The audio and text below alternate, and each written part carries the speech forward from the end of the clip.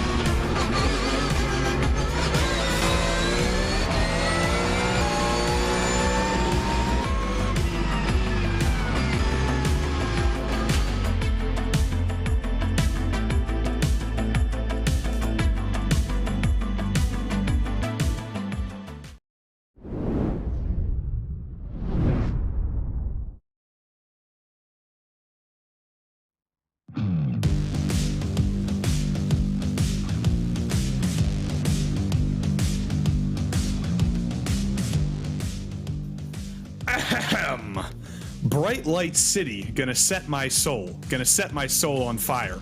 Got a whole lot of fuel that's ready to burn, so get those stakes up higher. There's 32 pretty drivers waiting out there, and they're all living the devil may care, and I'm just the devil with cars to spare. So viva Las Vegas, viva Las Vegas. Welcome to round 5 of the Precision Racing League NASCAR Cup Series, live from the virtual Las Vegas Motor Speedway. Hi everybody, Joey Tebben here alongside Triple Terry Radford in the booth and our intrepid producer Josh Lee behind the scenes. Terry, I'm seeing double here. We're back at Vegas again. You're next to me again, and yeah, what's going on? We're back at Vegas. Rocky Top, you'll always be home, sweet home to me. After a massive win last night with the Tennessee Volunteers over the Crimson Tide of Alabama, we roll our butts back into Vegas. Second time this week between me and you. We called some lefts and rights and whatnot on Thursdays. We back to the oval side of it. I got the nails painted. We're ready to go. It's race day, and third time's the charm. We're gonna call the greatest race of all time for the PRL right here on the Cup Series. I tried to stare into the camera with my best Elmo impression there while you were singing Rocky Top, but I hope that worked out. But good nails, Terry. Slay. Here's the calendar for the PRL NASCAR Cup Series this season. We've got to halfway here. It's flown by. The first month is already going to be over after tonight. Then we move on to Homestead to end the round of 12 here. Then the round of 8, Martinsville, Phoenix, and Kansas. And then the grand finale, where we will crown the 2022 Season 4 champion and the 2022 overall playoff champion, not at iRacing Superspeedway, but at Chicagoland Speedway to end the season in about a month's time, Terry. Well, Chicagoland's a great place to end it. I think with the way we've seen the Precision Racing League be, Martinsville's probably going to be the greatest race of all time. I'll put it on this one because we're on it together. But Martinsville's going to be fire. Cup Series side, the real world, short track sucks, but it works. It's great, and it's going to be good. Going to be good indeed. Speaking of the playoffs, the PRL layoffs here well underway here. 2 more rounds to go. Trent Dinkle locked himself in to the round of 8. He kind of already did with his points total, but he officially did, winning last week at the Roval over Abner Acosta. But you can see it is very, very competitive between Skip Gandy and Byron McDonald for those last couple of spots in the round of 8. They're only separated by 22 points with 2 rounds to go. With 30 plus cars in every field, every single driver is still in contention for the round of 8. So we'll see how that all shakes out here in the coming weeks. but we also have 2 championships to fight for this season. Not only are we fighting for the overall 2022 championship in the playoffs, there is still just this individual 10-race Season 4 here, and that is currently led by Richard Regan Jr., who has had a very strong season, kind of up and down. Trent Dinkle has also had somewhat of an up and down season, 2 wins out of 4 races, though. Pat Harvey has been very, very consistent to get into 3rd, and then Kalen, Gandy, Daniels, Joe Hoggard go down to 7th. Abner Acosta, last season's champion, has had a unfortunate start to the season, but he's finally starting to turn things around with a podium last week at the Roval. And then Eric Haag and Jeff Hollingsworth round up the top 10 in the driver's standings right now. We can also take a look at the team standings. No real surprise at the top again. Private label team hype, even with Abner Acosta's misfortune, they are at the top with 318. Phase 2 Chassis Works with Regan and Sean Powell and the gang are about 25 points behind, so they'll be looking to close that down a little bit. SGE Sports, both of their teams, and also Love Racing Red, very, very close on points. Then OGR Racing, Private Label Team Hype Black, YS Motorsports, Car Ramrod, and actually the 3rd of the SGE Sports squads are down to the top 10. They're all fighting for those last couple of spots. And yeah, that's about it for the standings so far this season as we load into Las Vegas Motor Speedway. Looks like drivers will be taken to the track for qualifying in a matter of moments, but before anything, we always must thank every single company and organization that makes all of these Precision Racing League broadcasts possible. Of course, we begin with VCO, the virtual competition organization, helping us out here on RaceSpotTV and helping make every single Precision Racing League broadcast possible this season. This coverage is also brought to you by Advanced Sim Racing.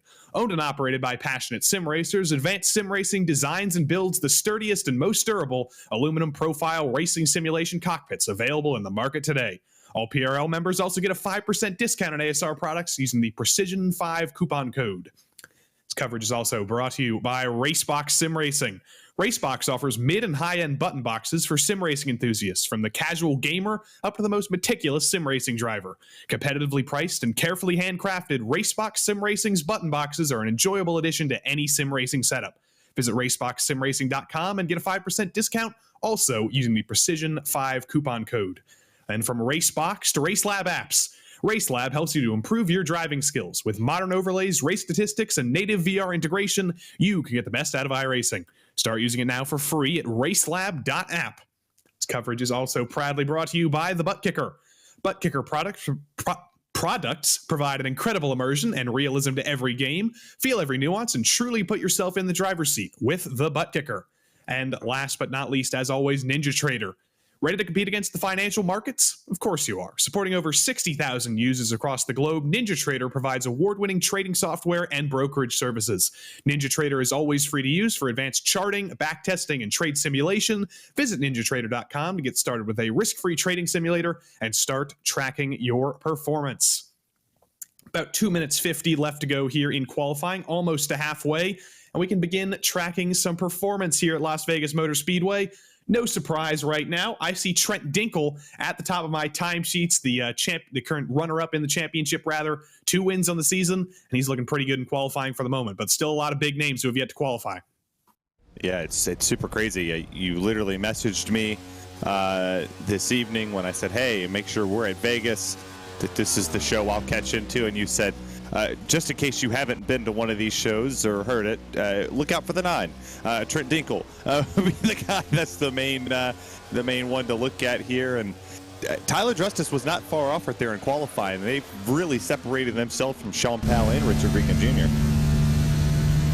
And Tyler Justice has had a few good races this season. I think he's missed half the races, unfortunately, but last time out at the Roval had kind of an up and down day, but a very solid day. Jeff Hollingsworth, we ride on board here, was actually the championship leader for a matter of moments after a very, very consistent first 3 races of the season. Was not here at the Roval last week, so he has fallen quite a bit back. His first lap is only good enough for 26th here on track. We'll see if Jeff Hollingsworth has built up any speed in his second lap. And we also watch Waldo Walden, who was unfortunately eliminated from the playoffs in the round of 16, but still fighting for every single point he can get here in 2022 Season 4.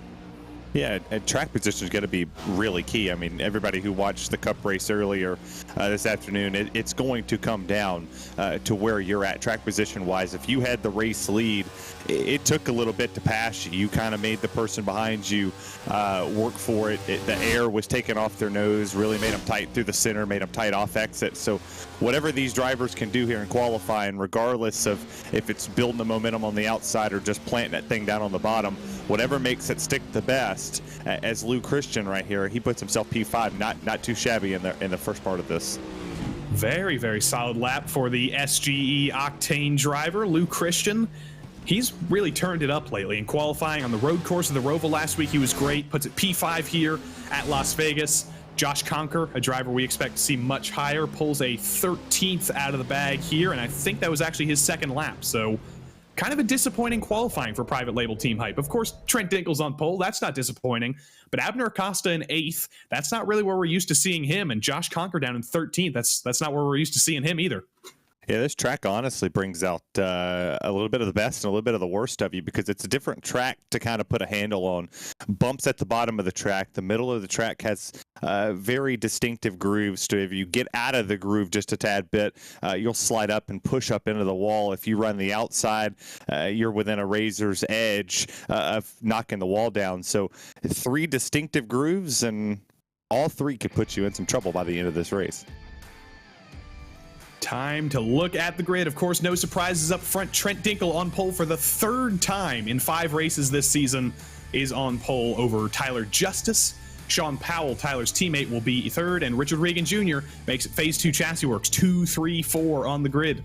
A pair of great qualifyings for Lou Christian and Joao Guerra on row 3. Bentley Glazer is back after a few weeks off in 7th, and Abner Acosta, sure disappointed to be down in 8th. Chris Hudson and Ross Cato round out the top 10. It's a pair of SGE cars on row 6, Skip Gandy and Waldo Walden for Slipstream and Apex. And then Lucky 13th went to the 3rd of the private label team hype drivers, Josh Conker, who is alongside Charlie Woods. Adam Zemke 15th, Eric Papineau 16th, James O'Brien 17th, and Pat Harvey 18th. But there's still about half the field to go. Josh Daniels is 19th.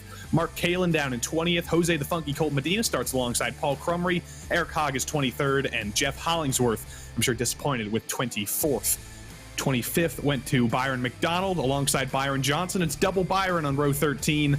Behind them, it's Besaw, Loving, Amasi, and Walter, the last drivers to set qualifying lap times here tonight.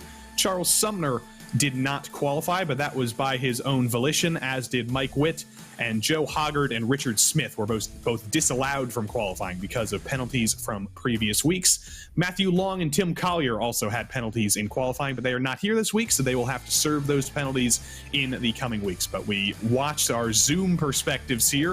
A lot of familiar faces here, Terry. Some faces in the Cup Series that we don't see on truck nights, but Mark Kalin's always up there, isn't he? He is always up there. It's always good to see him. I'm happy to see call a race with Byron McDonald in it. One of my Martin Sports teammates there. I saw him with the big MS on his shirt, and it's good to see him out here on the track. He's going to start a little far back in 25th, 26th position, but he'll find his way up to the front. I got to commentate a race with you on Thursday with a bunch of my teammates. You got one of your teammates in this race. It's a small world. It's a small sim racing world, and of course Dick Hunter's teammates are in this race, but we won't talk about that. We got to keep him in the shadows. But anyway, we got a few seconds here before we can go racing at Las Vegas here. Intermediate track. I'm sure a lot of people were watching the Cup race here tonight. What can we expect here? Well, for 95% of the race, hopefully we see that, not the 5% everybody's blowing Twitter up about. Yeah, there's probably a harsher penalty system in the Precision Racing League than there is in the real-life NASCAR Cup Series. I'll say that much about that. Yeah. But we are ready to go green here at Las Vegas Motor Speedway. The iRacing sedan pace car crawls through turns 3 and 4. It always seems especially slow here, but Trent Dinkel takes control of the field for the 11th time in the Precision Racing League NASCAR Cup Series, and we're ready to go green at Las Vegas. Round 5 of the PRL NASCAR Cup Series in 2022 Season 4 is green.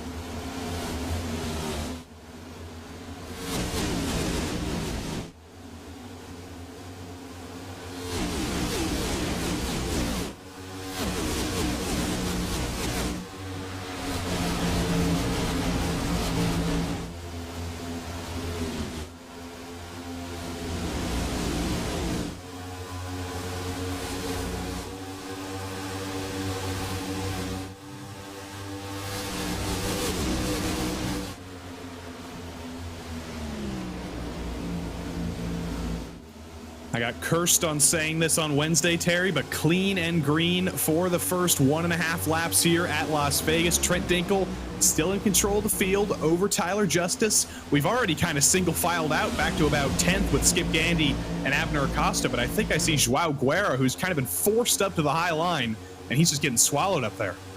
Yeah, I think a lot of people kind of understand that the bottom is going to be the most preferred groove for a little bit, and then you're going to see them start to roll through different grooves here. As you see Tyler Justice, he started to work a little bit up, about a car length up off that bottom. As we're actually going to look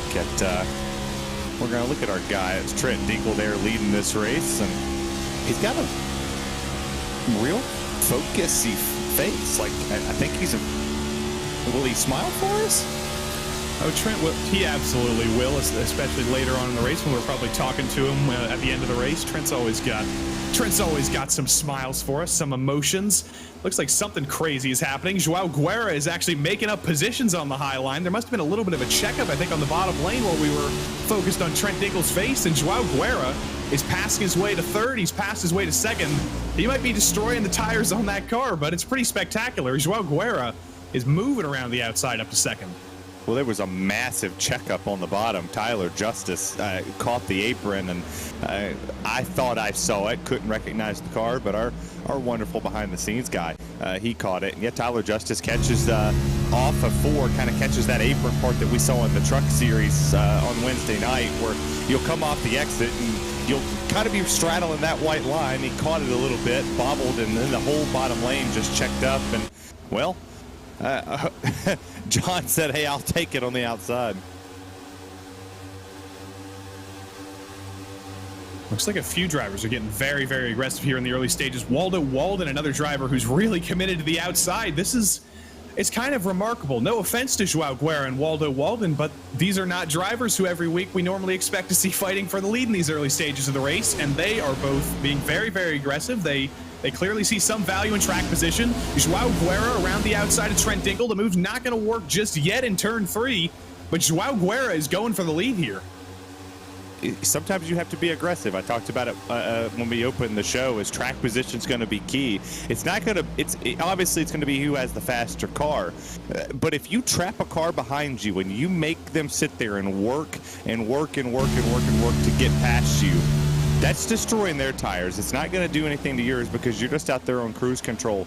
So if you're the 51, you have to get there in the front. Joao Guerra has indeed got there. He's going to lead this lap. Dinkel's still going to fight on the inside. But I think Trent might be in the better position of the two here. He says, you know what, Joao Guerra, if you want to lead these laps, if you want to make this move, I'll let you take the lead. I'll let Waldo Walden take the lead. But as quickly as he was able to take the lead in the 51, he's already lost out again. Let's see if he sends it up to the high line again here in 3 and 4.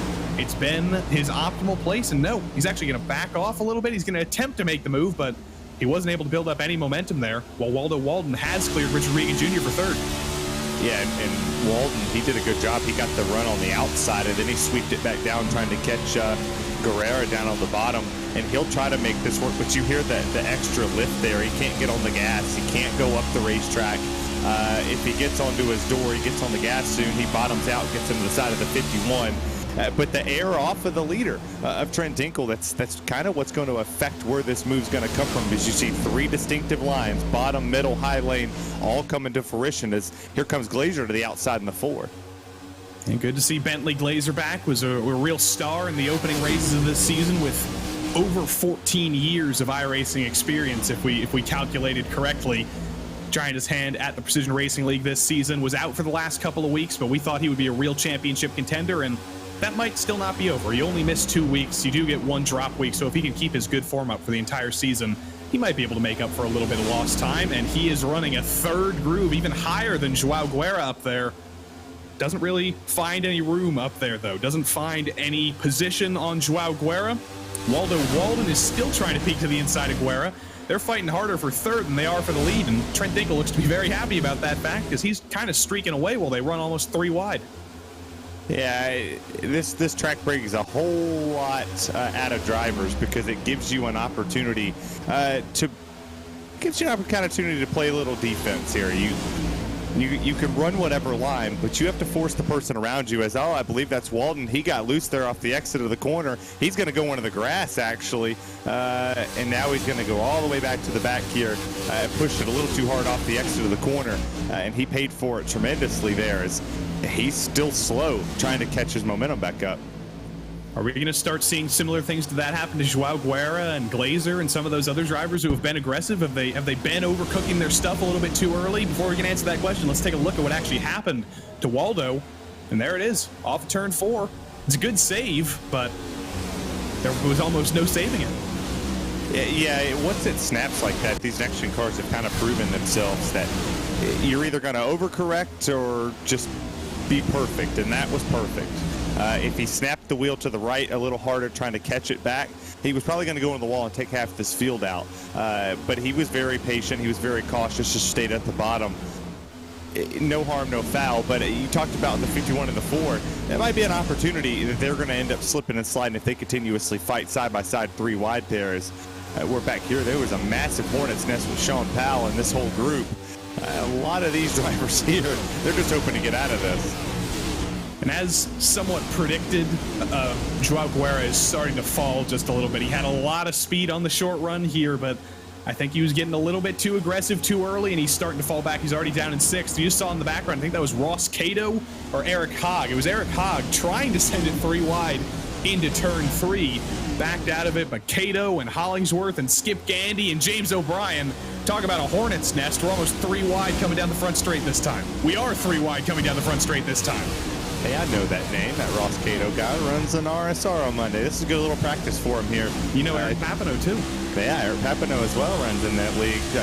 Good practice for him. Sitting in the 6th, now 15th position, going for 14th here. Different places to learn. The rubber's going to sink itself in this racetrack. By the time I would say about lap 50, lap 60, you're going to see this track kind of morph into something different. Everybody's going to want to be wall. And it's very rare that we see him make a mistake or we see him get caught up in something. It's normally an issue of, wrong place, wrong time, where somebody just, piles into him. But we finally single filed this big nest out here, and all these drivers continue on, and we look at the battle for the lead. Our guy on Wednesday who's trying to dominate the season, Richard Regan Jr., starting to catch up to the guy who dominates the Cup Series. Yeah, I don't know what Trent Dinkel's schedule is on Wednesday nights, but I'd be interested to see him switch over, come on down to Wednesday nights, maybe do the doubleheader on Sundays and Wednesdays, see if he can take the fight to all those drivers we know so well. Abner's in the trucks, Richard's in the trucks, Sean Powell's in the trucks, and a few other drivers in this field do the double. But Trent Dinkel, all Cup all the time. We talked about it last week, how he's just found incredible improvements ever since moving over to private label Team Hype. Gonna ride on board with Chris Hudson a few cars back, trying to chase down this train. He's another driver who's improved quite a bit over the last couple of seasons, and he's a driver who has a lot of long run pace. On the podium at the Roval last week, where tire saving is so important, he's, I believe, all the way at the back of this train here in P8, or somewhere in the middle of the train technically. Yeah, and he's actually starting to catch Glazer, who you talked about falling off. Yeah, he's starting to fall off the cliff now. I looked at his lap times over here, and he fell off very dramatically. And he went to a 32.4. Everybody else around him is running 32.2s, 32.1 still. So, while that sounds crazy, as 0.2 of a second is falling off a cliff, that's a big cliff to fall off here. Because if you're 0.2 of a second off, and now he's 0.3 of a second off, he's then started running 32.5s. That'll get you lapped. Your eyes did not deceive you if you noticed a little black pixel in the grass in the background. Joao Guerra's fall through the field, unfortunately, has gotten even worse. He's the next driver to get bitten off of turn 4. He did a little bit of rallycross. He's actually going to exit through the pit lane here, and his day is getting worse by the second, unfortunately. He should be able to keep going here. I don't know if he's just going to elect to do his pit stop now and minimize his losses, but let's see what happened to Joao Guerra down the front straight here, running with Skip Gandy, Eric Hogg, Lou Christian. Gandy actually gets into the back of Hogg a little bit, checks up. Oh, he didn't get loose off the 4. There's contact with Gandy. Yeah, his day's over on that one. That was a hard impact to the wall there. I would imagine that something's telling him that, yeah, he's done. He pulled it off. He knew. The moment he hit it, he probably got the black flag that says, hey, you have too much damage. And the confusion came from the fact that that actually wasn't Joao Guerra doing the rallycross through the grass. That was Jose Medina, who ended up down there trying to avoid the accident there. But other than a few little bites, Joao Guerra is actually the first driver legitimately on pit road for damage. We still have 33 NASCAR next-gen vehicles on track here after 23 laps after a green flag run. Basically, everybody's still rolling around. Lap traffic will come into consideration, I'm sure, if we do have a long run, but I'm not going to curse that into existence. For now, we're going to focus on James O'Brien and Bentley Glazer side by side down the front straight. James O'Brien, another driver who's always rewarded on the long run. Bentley Glazer, with his 14 years of experience, also knows quite a long run, but at least for right now, lap number 24, James O'Brien wants to go up there and meet his private label team hype teammates.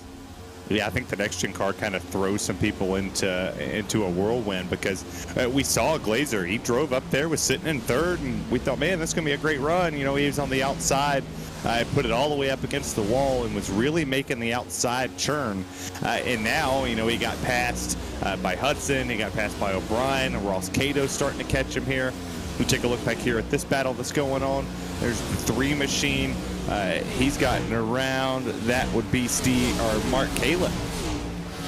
Yeah, Robert Besaw Jr. swallows up Kalin. Kalin very, very high in 1 and 2. I don't know if that's deliberate or if he just faded up a little bit, but Mark Kalin has been one of the busiest drivers on track so far tonight. He's either been getting past or making passes, and he has had a lot of work to do, and he seems to want to do all of it about a lane and a half above the white line. Well, he had a spaceship or a sub-ship back there on his table. Following in Bradley Holly's footsteps. Maybe. You know, like, he did barely touch the wall there, but every time y'all show us their zooms, I don't look at the driver anymore. I look at their surroundings. I want to know what their room looks like.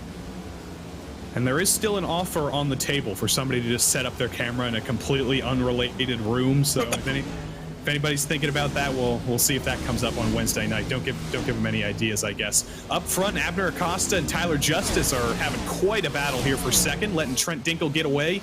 But I mentioned how Abner Acosta had a disappointing qualifying by his standards in 8th. Well, he's driven his way back up to 2nd. We know the long run king, the tire wizard, was always going to move his way forward through the field, but he's having a tough time with the number 6 here. 5 and 6 side by side. Tyler Justice very, very focused, but can you hold back Abner Acosta for that long? He's going to figure that out firsthand right now. Well, he's got the guitar there, so I imagine if he actually clears this to get to 2nd, we'll ask him if he can play a little Elvis Presley for us. Maybe a little Suspicious Minds, some All Shook Up, something, who knows. But Abner Acosta holds that bottom very steadily, and Tyler Justice isn't going to go away there in that middle groove. He's going to be able to get the momentum down the back straightaway.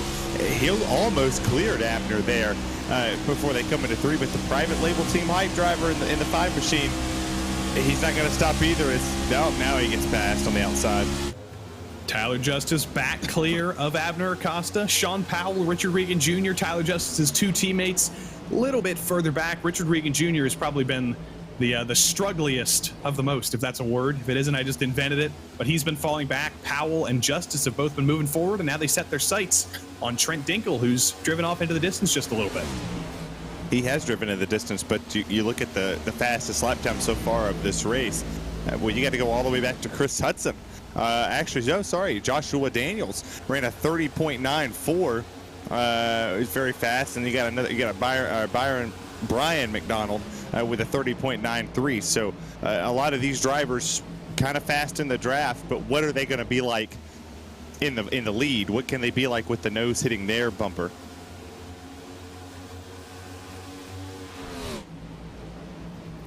Mark Kalin, again, busiest driver on the track, now working with Brandon Walter.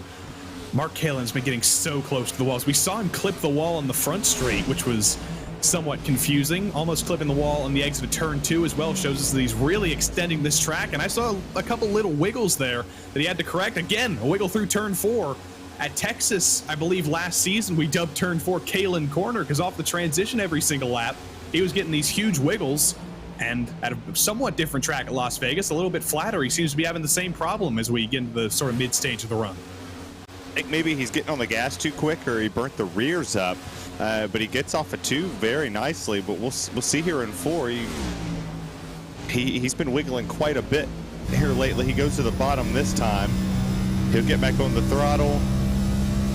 That time, perfect transition. Maybe he just had to change his lineup there. Looks like smooth sailing for Kalen for now. He's going to use the middle line. He's about a half a lane lower than he normally is. But I'm going to take our attention back up front again. Abner Acosta and Trent Dinkle have found each other. Acosta finds the inside of Dinkle, actually, side by side, 9-5 coming to the line. Dinkle's still going to hold the lead here, but Abner's charged forward. He cleared Tyler Justice a few laps ago when we weren't looking, and he made up 0.6 of a second in the space of about 2 laps. Well, never count that 5 down, regardless of what he's driving. I mean, they are teammates, so who knows? Maybe Trent's going to race him a lot different. He's going to let him potentially lead a lap while you are racing him for a championship, you know, single-wise, and in the playoffs for the PRL. You're also racing for the team championship, and what a sweep it would be if they won the overall championship, the drivers' championship, and the team championship, and it all is co-opetition. Trent Dinkle wants to win this championship. He won 5 out of 10 races last season, still had to settle for second behind Abner Acosta, who's just that little bit more consistent over the course of the season. But it's kind of a mentor versus mentee, a tutor versus tyro relationship here, as Trent Dinkle kind of takes over the position of master between these two this season. At the Roval, he beat Abner Acosta at his own game at road course racing. He won at Texas earlier this season. Right now, Abner Acosta wants to kind of show his hand here, show that he's still the driver to beat. He's really attacking his teammate. They're still stuck side by side. Both of them are getting little micro wiggles through turn 2, and they can't leave the side of each other. Well, they might want to listen to Kenny Rogers, because you don't want to put them all on the table this soon. You kind of want to know when to hold them and know when to fold them. So don't show your hand so far. You never know if there's an ace left. But that time by, I think it was Abner Acosta that led that lap, like the previous lap before we watched him cross the line. Not too sure, but time and score right there kind of stayed the same. It was evened itself out. And now Abner's still not leaving him. They're still side by side, and Tyler Justice can't catch up to him. Acosta still just stuck to the inside off of 4. Dinkle looks a little bit smoother, and as I say that, he puts it in the wall. A little wiggle out of turn 4, and I think that car's destroyed. That thing's already broken. Just the barest touch with the wall, and just like Joao Guerra, this next-gen car just kind of falls apart. Yeah, I'll criticize it every time. Every time this happens, I don't understand how a car that's supposed to have a composite body and is also supposed to be the next generation of evolution of cars can touch the wall in this manner. He doesn't hit it hard. He comes off a 4, barely gets loose and pops the wall, and it's done. It's broke. He's going to be on pit road for a while. 0 sense to me. Abner Acosta and Richard Regan Jr. have both been given a gift here. Abner Acosta for the win of this race. He's still going to have to fight for it, but his teammate is off the table here, and Richard Regan Jr., who is fighting Trent Dinkle for this overall for this championship in season 4, has also been given quite a points advantage here. Trent's still going to bring it down pit road to get a little bit of damage fixed, because every position does pay here in the Precision Racing League on the oval side, so it always pays to get back out on track, make up as many positions as possible. But Dinkle is going to be waiting in the pits here for quite a while. He's already got the phone out. He already knows that it's game over other than picking up a couple of extra points, and he's going to be sitting there for a little while his virtual pit crew tries to bang that wheel back in order. It's just absolutely annoying. It makes no sense. I would challenge for next season's car to not be such a wimp of a car. Just let them make contact. You watched Xfinity cars, or sorry, can't say that. You saw the B cars hit the wall numerous times. The winner of the darn race hit the wall, and Josh Berry, and nothing. It didn't break the car, didn't do anything, but you see the battle going on for 6th here between Chris Hudson, James O'Brien, and Ross Cato. This battle's been heating up for over 2.5, 3 laps, because the 33, well, he's got speed. He drove right up to the back bumper here of the 43, and now he's going to make the look to the inside. O'Brien v. Hudson, and O'Brien is already clear coming into turn one. He continues to set his sights forward, and next car in front of him is a teammate, Josh Conker. So even though we've lost Trent Dinkle, still 3 bullets in the chamber for private label team hype. And if it is any solace for Trent Dinkle, that's going to be a hit to his championship here in Season 4, but his playoff championship is still very much alive because he locked himself into the round of 8 with that win at the Roval last week. I don't know how much solace that's going to be, though, because every driver still wants this Season 4 championship. Every driver also wants the playoff championship, and every driver in contention would probably like both more than any of them. Yeah, I mean... Sean Powell has really closed up the gap to Abner Acosta up front. That's come down to about 1.5 tenths of a second. Are we about to see a similar thing, kind of the opposite dynamic here? Now that Abner Acosta's been given the lead, he has a challenger from Sean Powell in that 45 of Abner Acosta. Abner had some calm for a couple of moments, and now he's got to fight again.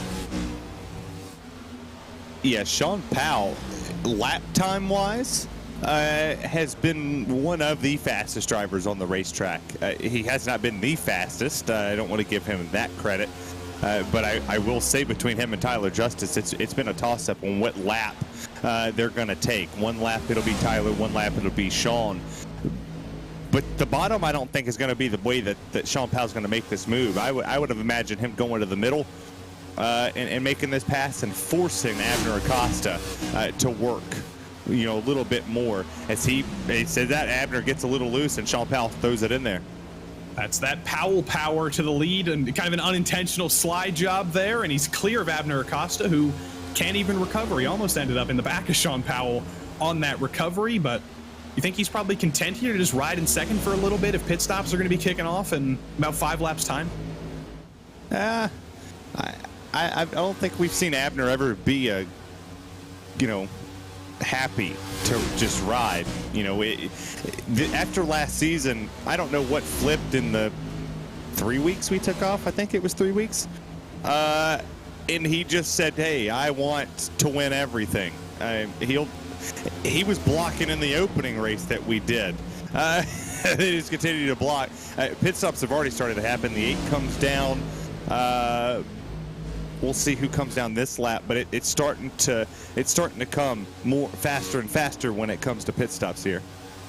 Seeing Dark Abner this season, or Wabner, something like that. It's been a whole new Acosta, but at the same time, it's been the same Acosta, and he's actually under fire right now from Richard Smith II, who just came down pit road, put fresh tires on. So we will see the difference between fresh and old tires here. Abner Acosta on the older tires, Richard Smith on those fresh tires, and you can see what advantage Richard Smith has at the moment. They've lost almost 2 full seconds of pace on these tires.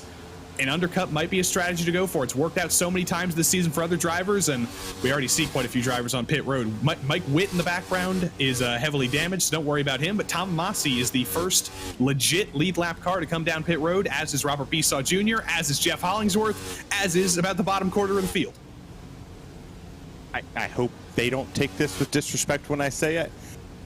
I'm not worried about that group coming down pit road if I'm Sean Powell, or if I'm Abner Acosta or Tyler Justice. Because, one, I would be more worried about Richard Regan Jr. just coming down pit road right here than I would be anything, or Josh Cocker. They were in the window to gain a couple seconds on you. Richard Regan Jr. was only 2.5 seconds behind the race lead when he decided to come down pit lane. So him coming down gives him the opportunity, if it stays green and if these drivers stay out a couple laps, to make up 2, 3, 4 seconds on them and pull the undercut. But the ones that pitted 14th, 15th on back, they were 10, 12, 14, 15, sometimes even 16 seconds off of the lead. So they would need a ton of laps out here by Sean Powell and Abner Acosta, as there's more drivers on pit lane. James O'Brien, Ross Cato, Adam Zemke, Chris Hudson, Brandon Walter. I think I said Chris Hudson's name twice, but that's how important he is to me. Everybody coming down pit road here. Just a few stragglers left. Also, Jeff Hollingsworth fans at home. Unfortunately, he came down pit road because he had a meatball from a little bit of contact on the start-finish straight. So bad news for Hollingsworth. He's going to join the club with Dinkle and Witt, and I think Joao Guerra, who are all still sitting on pit road waiting for repairs out of the car. Still waiting on our leaders to come in, though. Powell, Acosta, Justice, and Glazer, and Loving, and Woods, Johnson, Hoggard, Sumner, Medina, and a few other stragglers have yet to come in, but Gandy and Daniels are in now.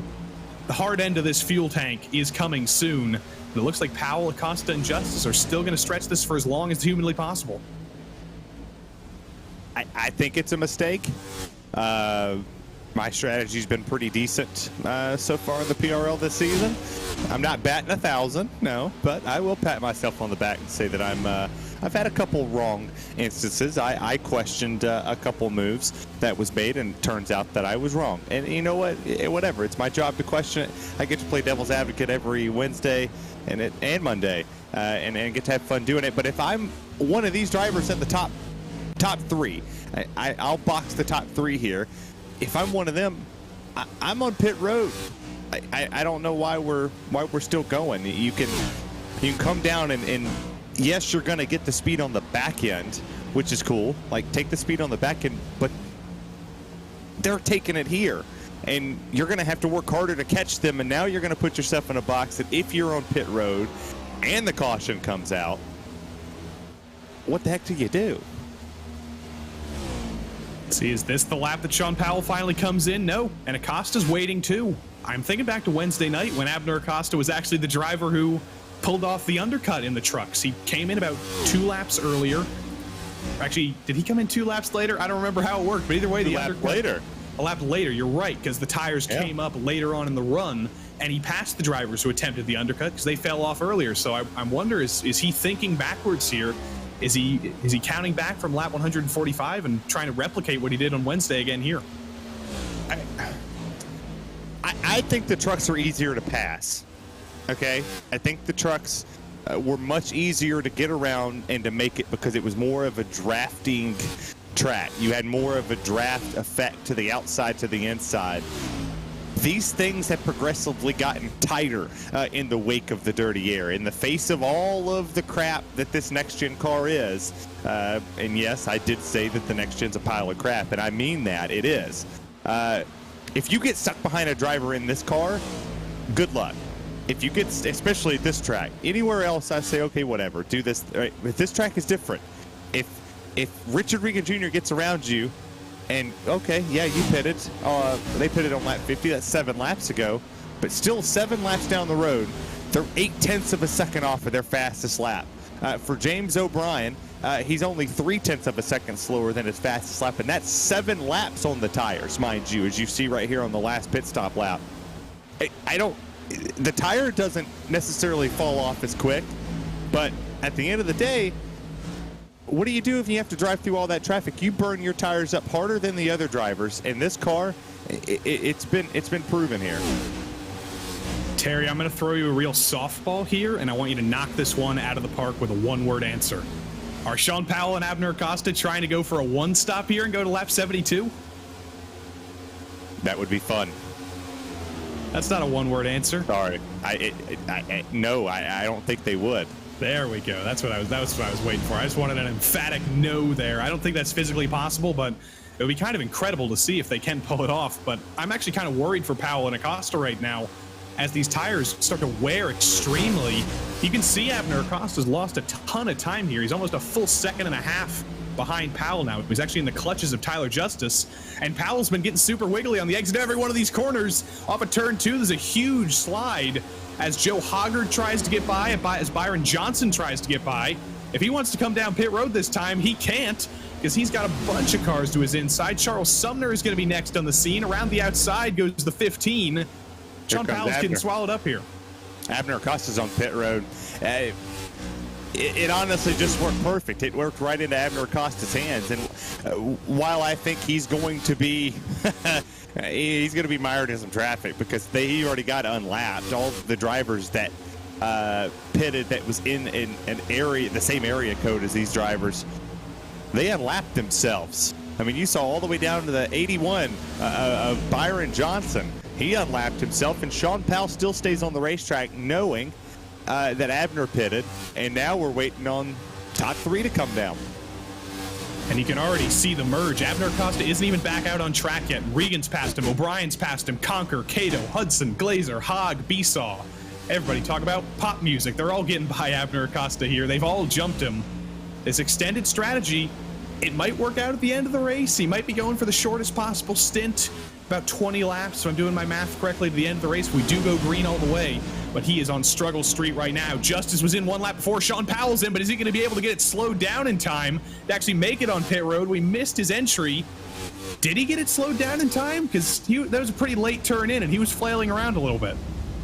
I think he did, only because he stayed straddling the apron just a tad bit. So, black flag for Black Sean Powell. flag.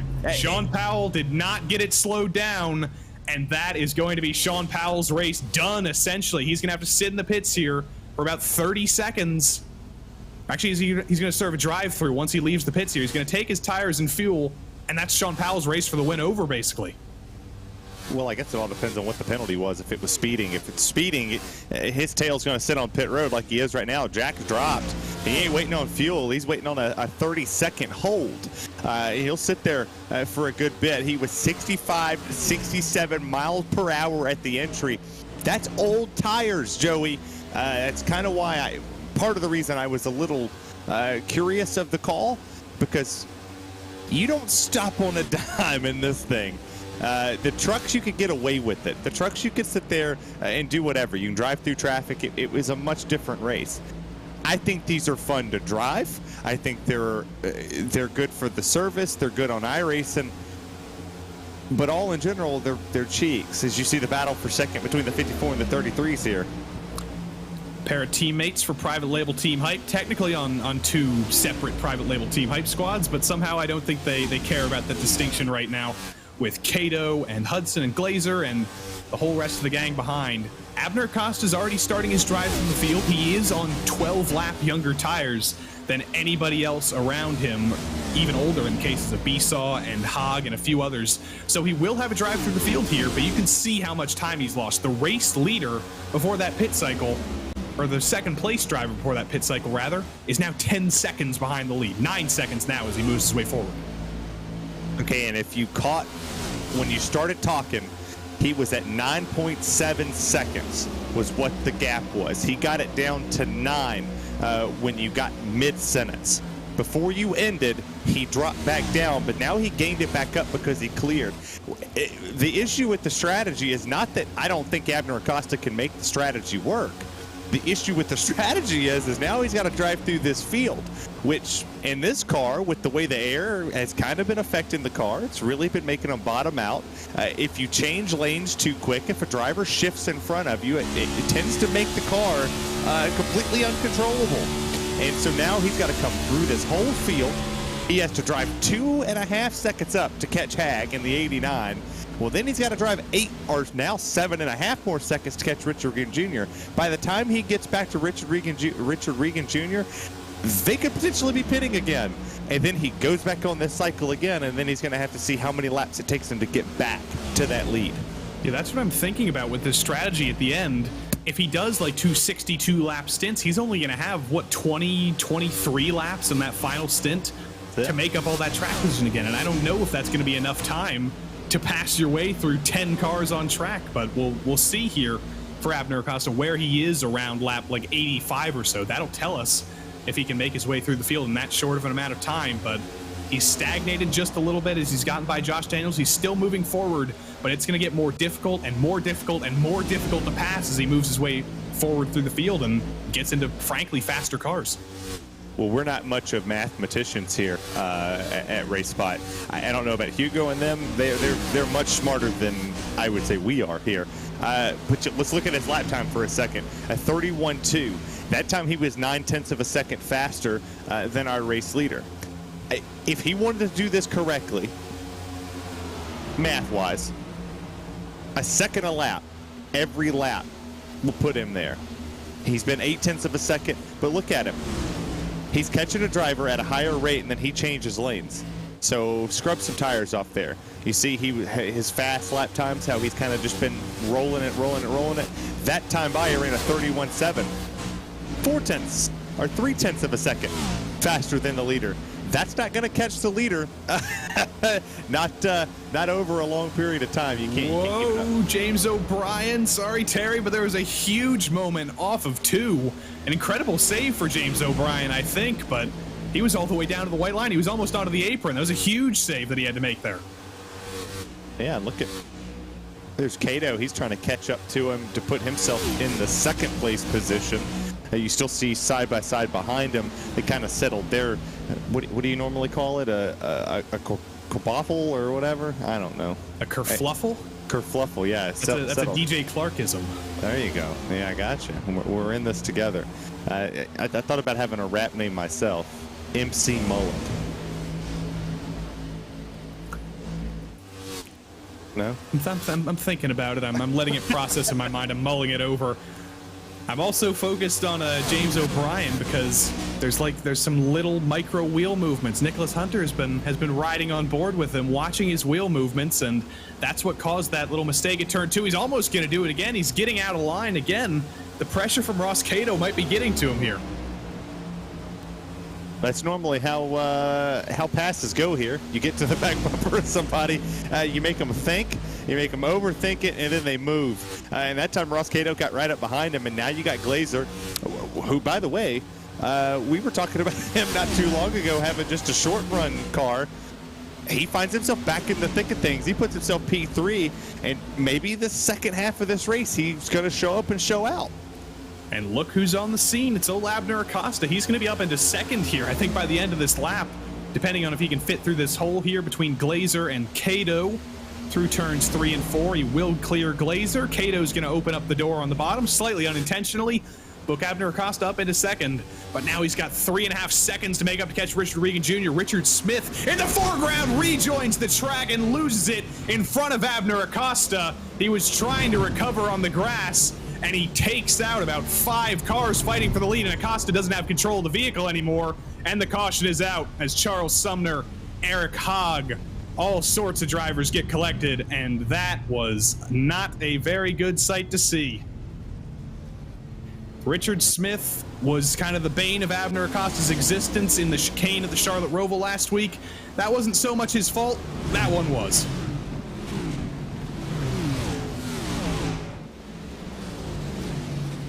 I think Terry's silence tells it all here. That is a kerfluffle if there has ever been one, and there will be a heavy penalty given out for that. I can guarantee you.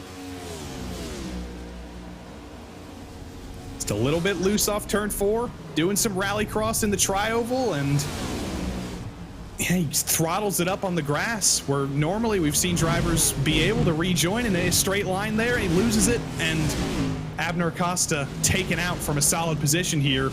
Can't think about strategy anymore because that car has been destroyed in all 4 corners. That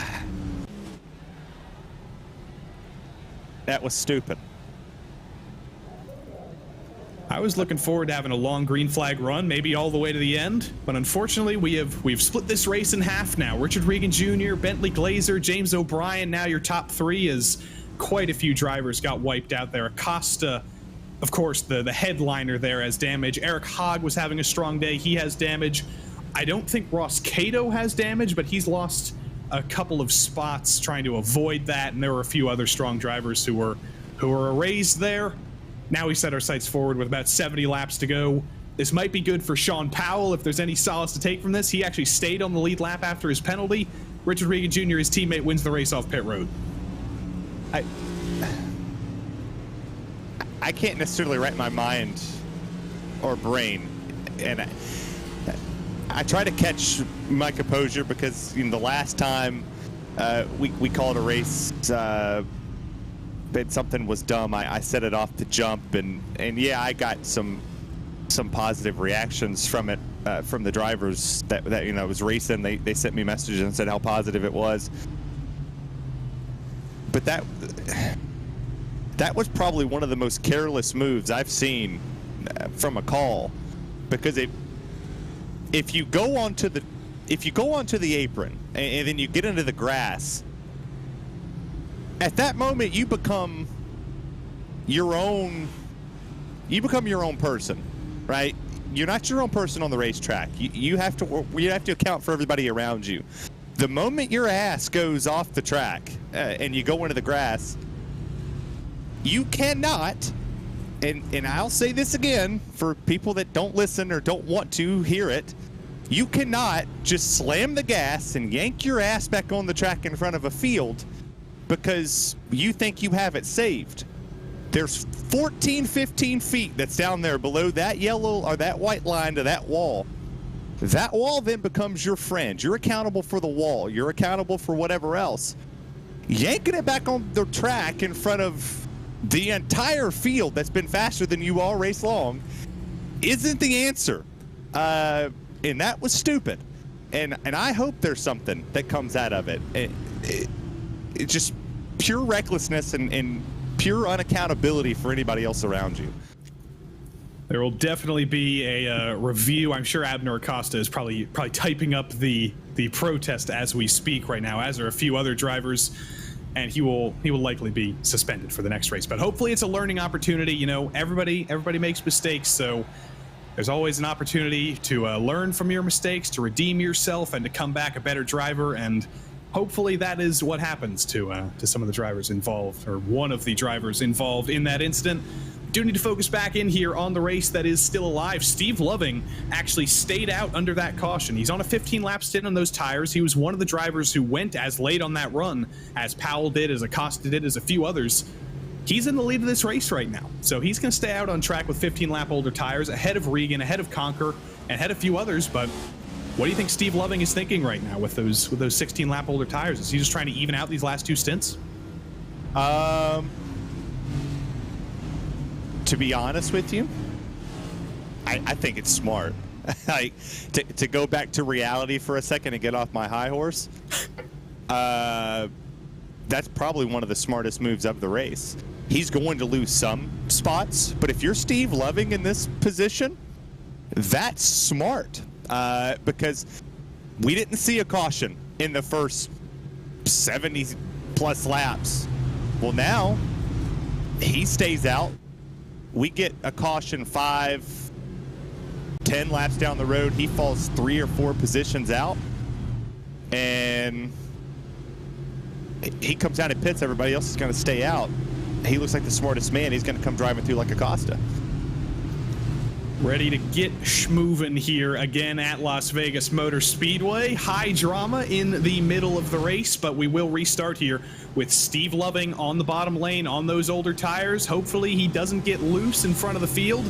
See how long he can hold his own here out in the front of the race on those older tires. But Steve Loving in the Dude Perfect car takes the green flag, and we are back racing at Las Vegas Motor Speedway. To Steve Loving, I must say, Dude Perfect start.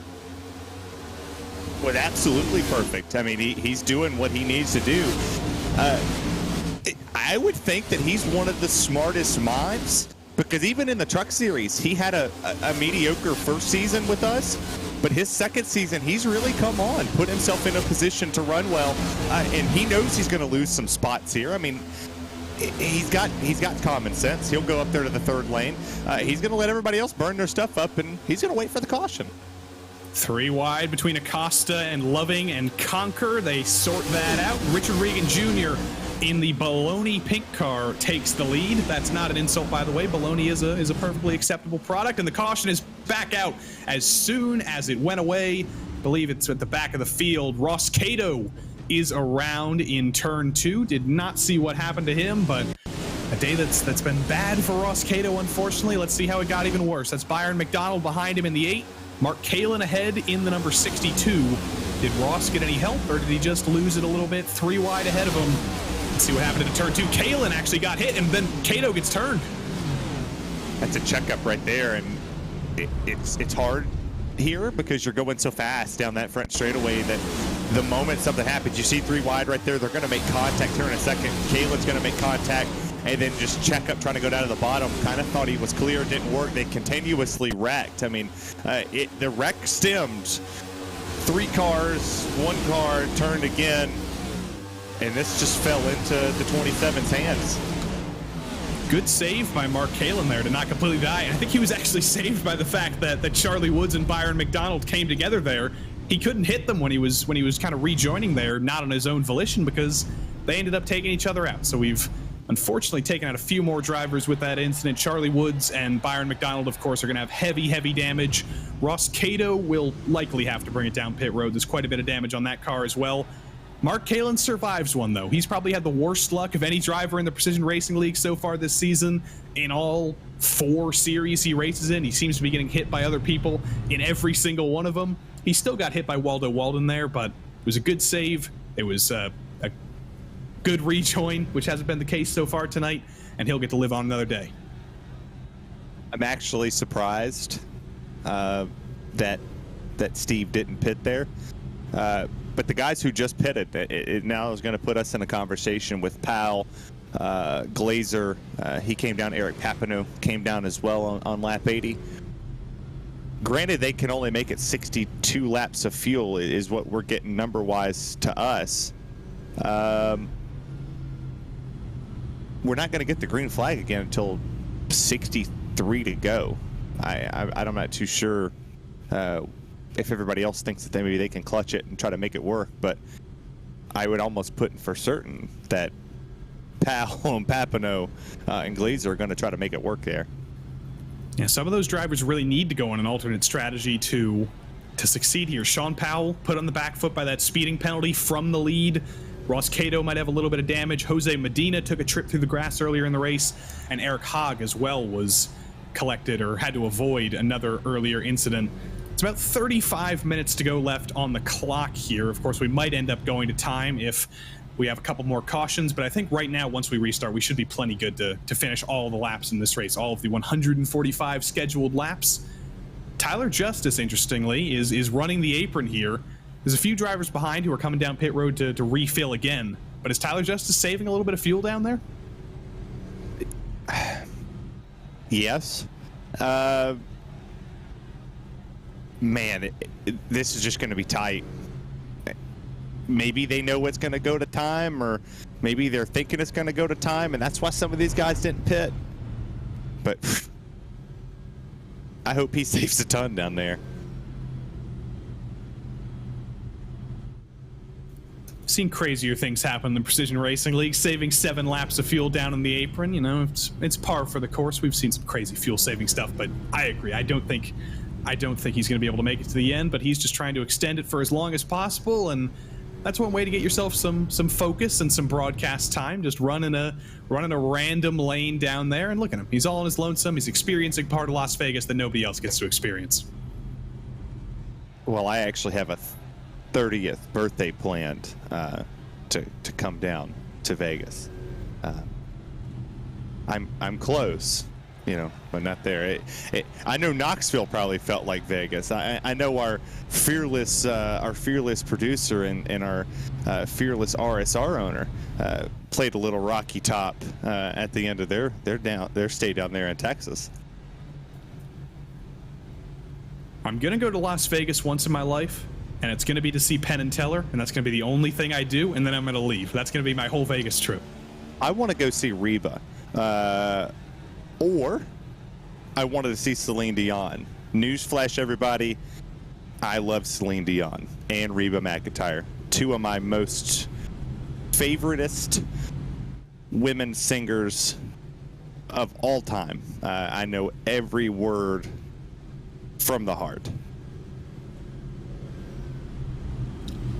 Hopefully we don't get a few more cautions, because I think if we do, we're going to start hearing the Reba McEntire catalog start to come out. But I'm here for it. I hope we don't get whatever the YouTube copyright system is. I hope we don't get content ID'd from the McEntire family.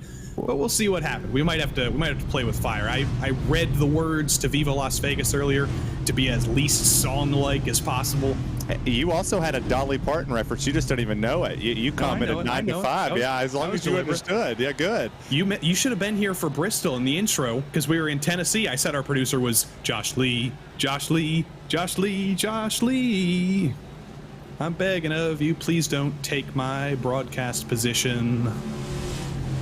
The iRacing sedan pace car pulls off the track here after that very off-tune singing. Richard Regan Jr. back in control of the field, and we're back green at Las Vegas. Oh, Dolly. The first woman I ever saw in 3D. But Richard Regan Jr. is trying to see this finish in 3D as he takes this lead, and it's kind of fell in his lap, hasn't it? It has fallen in his lap, and the championship leader in the PRL NASCAR Cup Series in Season 4 right now looks to extend his championship lead, but we've seen crazier things happen. Steve Loving is down to the apron in turns 3 and 4. Has he gotten a penalty for jumping the start potentially, or is this a deliberate pit stop here? 62 laps to go. Is this Steve Loving already deciding that he wants to go to the end? I hope not, because I don't think we're done wrecking. But, well, it's a bold move. Maybe it'll work. Maybe 2 tires could be in his... Was a black flag. Was a black flag for Steve Loving. Must have been for jumping the restart or something. That stinks, because he had a good run going. He did have a good run going. He's trying that alternate strategy, and unfortunately on the restart, it all comes undone. I'm just trying to think about how that happens. I don't know who he jumped. I don't know if he was out of line or what, but those little procedural things, those penalties always hurt way more, I think, than getting taken out. Well, that's also what makes the PRL one of the best leagues out there. No offense to any other league, but they got a rule book. And you best believe you don't follow by the rule book. They don't care if you race for their team. They don't care if you race for Joe Smo's league. You're going to follow the rules in this place. I love it. I love it more here. I want to come race in one of them. Well, we did just recently learn that the Truck Series finale is going to be moved. It was originally scheduled for the 23rd of November, the day before Thanksgiving. That was a mistake. For all of our American viewers, and I'm sure some of our international viewers, you can understand why scheduling a race the day before one of the biggest travel holidays in the country isn't a good idea, and they realize that. They always move the race to the week after. So the Truck Series finale will be November 30th, but I also saw that Thomas Sink might be putting up a race just for some practice, just for some fun on November 23rd. So Terry, if you can haul the rig out to the cabin, maybe you'll get a free off-brand, off-broadcast PRL race in the trucks. Not too sure my wife or mother would be too fond of that. I'm sure I would get hit with every kitchen utensil known to man, maybe even get hit with a turkey. I don't know. Mark Kalin. Wow. Look at Mark Kalin up there on the outside. Where did he come from? Yeah, our wonderful Kentucky Wildcat fan. Jumps to the outside of the Krispy Kreme machine, and which that makes me think I'm going to go to Krispy Kreme potentially tomorrow. He's making her stick. Has Joao Guerra taken over Mark Kalin's car here? This looks like the beginning of the race with these aggressive moves. Mark Kalin knows that there's been cautions. He knows that cautions breed cautions as well. And he's thinking, you know what, I might as well get track position when I can get it. He passes Justice and Regan in the space of one corner. Mark Kalin just passed 5 cars in 1 lap, and he's now your leader at Las Vegas. Well, and if my timing is correct, which I'm not too sure if it is, because it says he pitted on lap 50. I don't believe that's the case. I believe he might have pitted there a little while ago, because he's up 19 spots from where he started, and he drove through this field pretty quickly, and he's actually pulling Richard Regan Jr. there in the center of that corner off the exit. What determination from Mark Kalin. Leading the train here, 56 laps to go, and you are correct in being skeptical of your timing. You're our lead skeptic here today, Terry. He did come in 16 laps ago with everybody else here who he's fighting with, so he's on the same strategy. This is totally legit. Mark Kalin leads here with 55 laps to go. The only question is, can he hang on to it? Well, if he does, his aggressive move on the outside would most certainly be the move of the race. But if he doesn't, no harm, no foul. He really hasn't been in contention for most of this race. He's just been mired in traffic. Would you believe me, Terry, if I told you that Mark Kalin has never actually won in PRL NASCAR competition? For as far as the stats go back, he's won 2 in the MX-5s, but in the Truck Series and the Cup Series, Mark Kalin has never won. He leads right now. 54 laps to go. It's too easy to tell, but this could finally be the week he gets it done. There's Steve Loving there, and for the restart violation he served there, I believe it was a pass-through penalty. He came down. and that's just a heartbreaker because he was doing good. But I would tell you that I wouldn't believe that. I wouldn't have believed that Mark Kalin didn't have a win. But here comes Walden to the outside. He's going to try to make that stick. I believe Adam Zemke. Yeah, Adam Zemke's going to be up there on that third line as well, trying to make some moves happen. Glazer's getting back into this. Conker's still up here. A lot of that outside lane starting to roll. And Waldo Walden, it was the Joao Guerra show early on, but it was also the Waldo Walden show. He was another driver who was making the outside work early, and he's doing it again. He's joined Mark Kalin up in the lead of the race. He's going to peek to the inside in turn one. Little bit of argy-bargy, maybe a little bit of net code there. Mark Kalin falls back to second, and Waldo Walden's the leader. Well, this has been an interesting race. If everybody's selling in there, Rich Ricky Jr. said, I want a piece of that. Kalin thought he was going to be able to get down, and it's like that one commercial. You got to be quicker than that with the dollar bill. You had to be a little quicker in that one to get down in front of the 56. But well, where did Waldo go? If our producer Josh Lee can zoom in on Waldo Walden's vehicle here for a moment, Terry, you'll understand that he's living up the Where's Waldo stuff. There it is, Waldo Walden. You know, when you're named Waldo, well, his actual name isn't Waldo. That's just a nickname based on Walden. But when you go by the name Waldo Walden, you got to be ready for some Where's Waldoing. Yeah, but where is he? That's the real question. Where is he on the car? Let's see if we can find him. While we're zoomed all the way in, it's the battle for the lead heating up. I thought I saw him for a second, but I didn't see it. But Richard Ricky Jr., he's there. He is there. Lots of unanswered questions in the PRL. Where's Waldo? Where in the world is Kevin San Diego? You just got to tune in to find those answers. But the answer to Richard Regan Jr.'s question, can he take the lead? The answer is yes to the inside of Waldo Walden. Waldo kind of squirming around a little bit there, up there on the high line. And Richard Regan Jr. is about the third leader in the last 5 laps. And now Josh Conker is going to peek to the inside. Is he going to be our 4th leader in such a short amount of time? No, he isn't. Josh Conker, Richard Regan Jr. blocks that off. And the blocks are going to get even more aggressive here. Our time a little while ago was 39 minutes. I think time, if we get another caution, I think we're there. We have 30 exact minutes to go. If the race stays green to the end, we'll be fine. Or 25 potentially. My math stinks. We're somewhere in the 25 to 30 range. So if we can complete these laps, I mean, we're completing them at 32 seconds a lap. So if we get 2 more cautions, potentially this race could go done at a lap time sooner. So maybe they're trying to get the track position there to potentially put themselves in the right time for what other people call a rain shortened event, I guess. Mark Kalin loses it off of 4. He wrecked hard. That was a horrific overcorrection, and the caution is out at Las Vegas Motor Speedway. Mark Kalin, oh my goodness, that was one of the biggest overcorrections I've ever seen. Bentley Glazer had nowhere to go. Mark Kalin was probably a couple feet in the air as he went head on into the safer barrier. Oh, Schnikes is what you're trying to say. Oh, what a hit. As the apron monster. Oh, no. The hellish season for Mark Kalin continues. Let's ride on board here. Nick Hunter asked in our chat earlier if turn 4 was going to be Kalin Corner again tonight. Unfortunately, I'm sure in ways Mark didn't want, it has become. Oh, that is such a next-gen car moment there.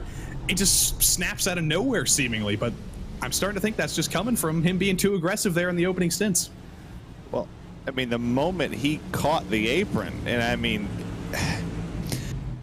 barely caught that apron and just kind of pulled it like you would pull a muscle or something, and just bam, the wall he goes. And that's stupid. This next gen car has so many open questions. That's one of them that I would ask that gets fixed next season. I like the independent steering, that they got in it, but calm down. Calm down with the quick, movements. That steering wheel. Take it back to the old way. I understand where you're going with it, NASCAR, but you can do that so much smarter. That gives the teams a little bit more flexibility in that wheel.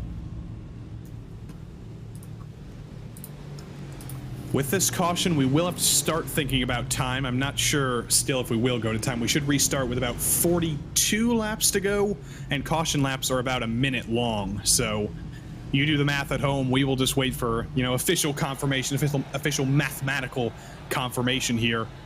But you look at the race off pit road. Richard Regan Jr. a few cars back behind some drivers that are going to attempt to get a wave around here. Regan won the race off pit road. His teammate Tyler Justice is behind. Conker's behind that. Waldo Walden behind in fourth, and James O'Brien rounds out the top 5. Richard Smith got waved around the pace car. He is in 7th, but understandably he will pull down pit road to go to the back of the train here.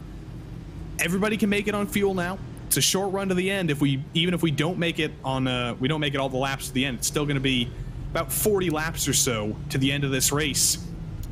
Do you use some short run speed here? It's about a mid-length run with 40 laps, like 2/3 of the limit.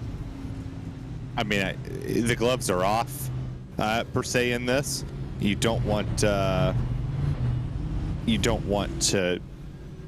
yourself in a bad position, but now you kind of got to be, you know, more aggressive than what you've been so far. If you're one of these guys, if you're Walden, I'm going to put Hudson, Hag, and Zemke and Gandy in this scenario. You need to jump the outside like you did before. Sit on that outside. Make the bottom respect you. Make them respect you more than they've respected you so far in this race. Because Richard Regan Jr. hadn't jumped out there. Neither is Tyler Justice, really. Make that bottom lane runner guy respect the mess out of you. Bottom lane runner guy. I'm going to dub the next driver who goes down there that. The iRacing stand pace car should give us 2 to go here. I'm looking for the lights, but we should be able to pack up and get going here soon. And Terry, I'm going to issue you a challenge. Give us some Reba McEntire. We promised the people that, and try not to get us sued by YouTube. Let's see. Oh, yeah, obviously producer guy. There's 15 seconds. Let's see. Josh Lee Esquire. Yeah. Here's your one chance, fancy. Don't let me down. See, there you go. Can we get copyrighted for? You can't get copyrighted for burnout.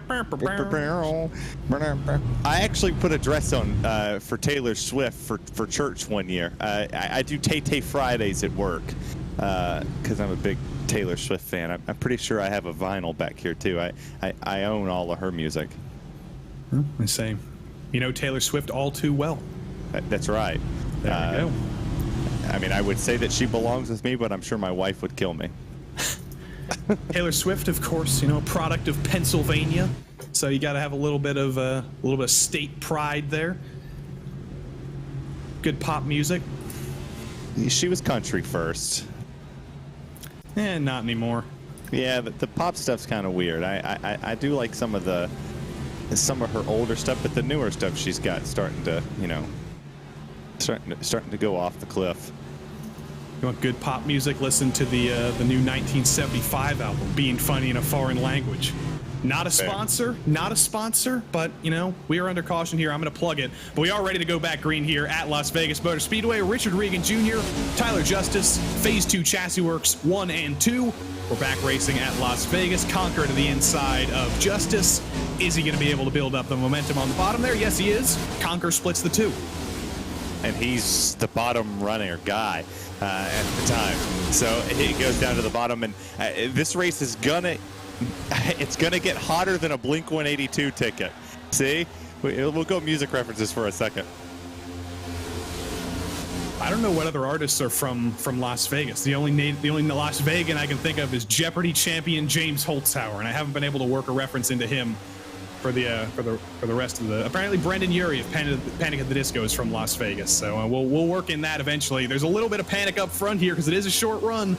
Waldo Walden, we know he has short run speed. He's trying to get back to his famous top to make those moves, but Josh Conker has been able to take the lead from Richard Regan Jr. His teammate James O'Brien trying to make the top work as well. It's Phase 2 Chassis Works versus private label Team Hype, seemingly as always. And the funny parts about this is that happened on the bottom. So we haven't finished under the time. So we'll get 41 laps in this. So barring another magical flag coming out, we're going to finish this race the way that we intended it to be, with the outside starting to stack up a tad bit there. You had O'Brien kind of get a little bit of a bobble, and then it allowed Hudson to get a little bit closer to him, and now they're going to get the run on Richard Riga Jr., and that's what Conker wants to see. He wants to see it go here.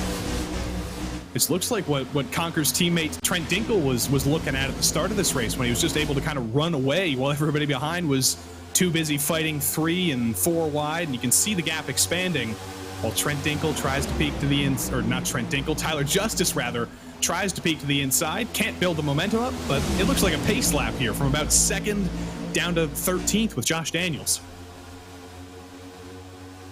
I mean, what do you expect with 40 to go? Now 39 to go. There isn't a driver in this race that doesn't think it's maybe in the top 10 that they can get this win. But the way that the outside lane has rolled, with the more aggressive nature that they've had, they made the 56 respect it. He went up there to block that outside. Chris Hudson barely finding the room there, clears Adam Zemke, who's having a great race here. We haven't mentioned the playoffs much tonight because there's kind of been more important and pressing things to talk about. Adam Zemke unfortunately eliminated from the playoffs, but some other drivers who are having a good day here. James O'Brien, who is 6 points below the cut line after actually missing last week, I believe. This is great for him. Eric Papineau in 13th can have some good luck. Brandon Walter, who is just above the cut line. On the other hand, a driver like Mike Witt, who was in trouble very, very early on, is having a bad day below the cut line. And also Skip Gandy's having a good day above the cut line. So it all changes around here, and it's a good day, especially for James O'Brien. Oh, I really wish we were in California calling a race, because we could bring up Ice Cube. Not a caution in sight. Today was a good day. It's the race spot edited version, I guess. But Conker's not backing down here. He's actually pulled 0.4 of a second on this field as they're going to go 3 wide. For P3 here, Zemke jumps to the outside. Zemke not in playoff contention, but every point in the Season 4 championship matters. And think back to Chicagoland in the Truck Series last season where Adam Zemke won. It was exactly in a situation like this. Another caution came out. It was a late race restart while he was running in 3rd or 4th.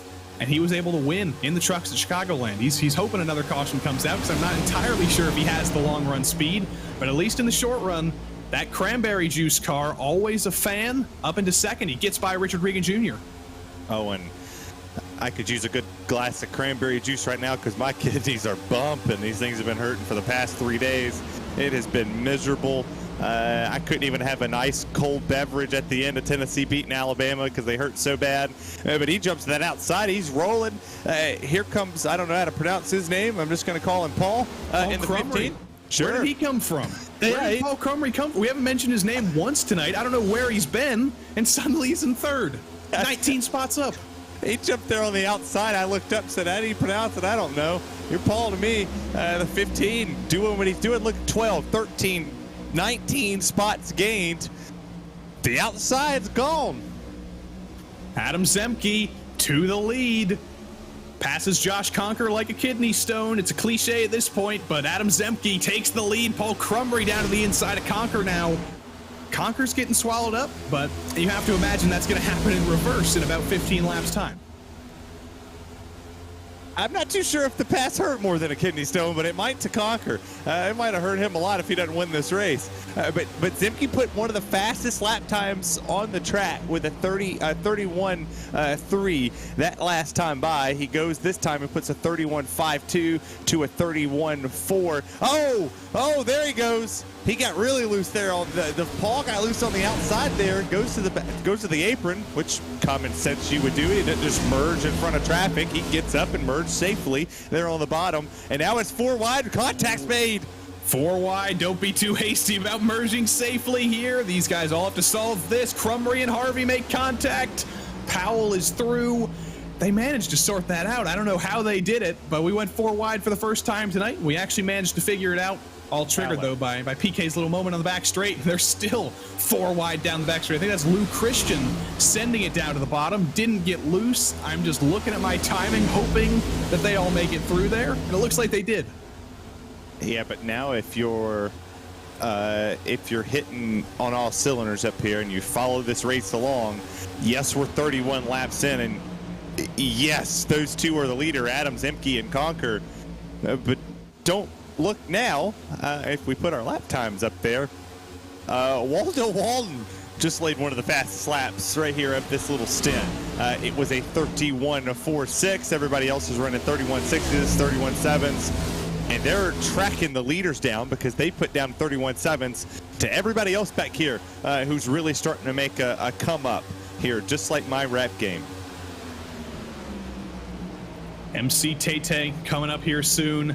Josh Conker to the inside of Adam Zemke. And like I said, it happened quicker than I thought. I thought it was going to take about 10 more laps for things to switch around, but they're already starting to switch around. Adam Zemke, rather, in the cranberry car. He might be cranberry sauce right now because he's cooked. Josh Conker back to the lead.